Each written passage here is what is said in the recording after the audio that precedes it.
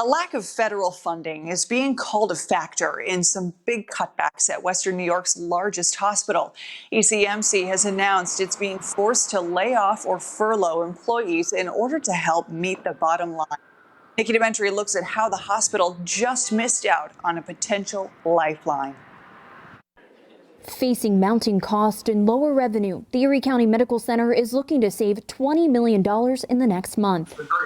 Half is through layoffs and furloughs, the rest from cutting direct expenses. I've been at ECMC for 16 years. I've been in this position for 4 years. I've never seen anything like this, especially financially. President and CEO Tom Quattrochi says the hospital saw a small surplus heading into 2020, but ECMC lost more than $30 million once the pandemic hit. We managed our finances well, which helped us weather the storm. But there is a breaking point.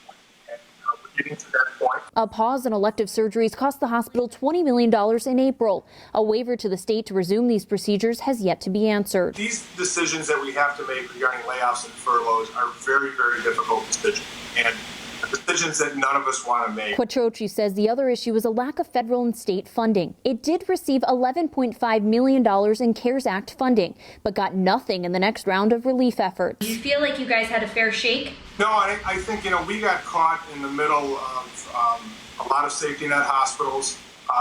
Maybe we're gearing up. We were shortchanged. Despite being the region's only level 1 trauma center with a specialty burn unit and transplant center, ECMC didn't meet the criteria.